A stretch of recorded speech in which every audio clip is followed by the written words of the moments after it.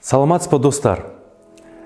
Адвокат Таир Насханов сізбен бірге және бүгін салықтық тексерулердің қыр-сыры туралы айтатын боламыз. Менің YouTube каналыма жазылыңыз, лайк басыңыз. Кәсіпкерлер өз қызметінде салықтық тексерулерге тап болады. Сондықтан салықтық тексерулердің кейбір қыр-сырын білу жөн. Салықтық тексеру дегеніміз не? Атауынан байқасақ болады, бұл қандай тексеру екені оны салық органы жүзеге асырады. Тексеру жүргізу алдында салық органы кәсіпкерді хабардар етуге тиіс. Қалайша? Компания басшысына ұйғарым беріледі. Салықтық тексеруді жүргізу мерзімі 180 күнге дейін ұзартылуы мүмкін. Салық органдары салық төлеушіні салықтық тексеру басталғанға дейін күнтізбелік 30 күн бұрын хабардар етеді. Алайда салық органдары құжаттардың жасырылу немесе жойылу мүмкін деп есептесе, тексеруді өзгертусіз бастай алады. Кәсіпкерлердің инспекторды тексеруге рұқсат бермеу немесе көмектеспеу керек деген қате пікірлер бар. Бұл пікірлер кәсіпкерді шығыс құжаттарын бермеу салдарынан қосымша салықтар мен басқа да міндетті төлемдер алыну мүмкін екендігіне жетелейді.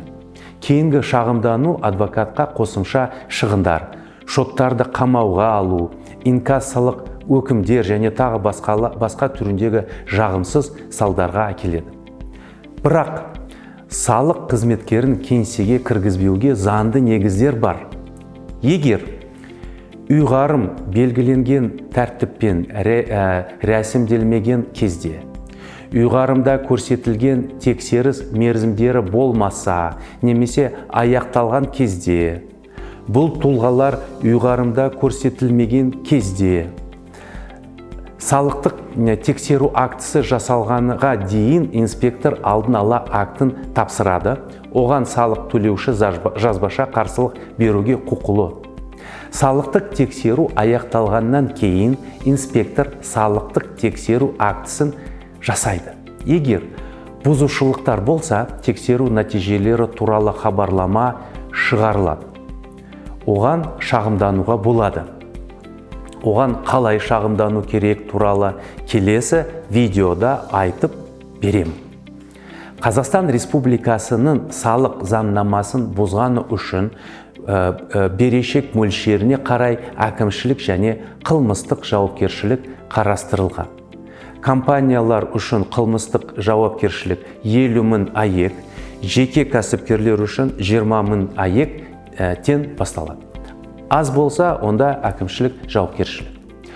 Өкінішті нәтижелерге жол бермеу үшін кәсіпкер салық құқығы саласында мамандырылған адвокатқа мүмкіндігінше хабарласу қажет. Бүгін біз салықтық тексерулер тақырыбын өте қысқа баяндадық.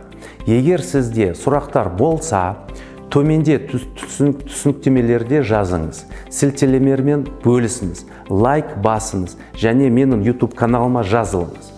Бұл арнаны әлеуметтік желілерде ілгерілетуге көмектеседі және адамдар қажетті құқықтық ақпаратты ала алады, өздерін қорғайды және өз құқықтарын қорғауға үйретеді. Сізбен бірге бүгін адвокат Таир Насханов болды. Жақсылықта кездескенше.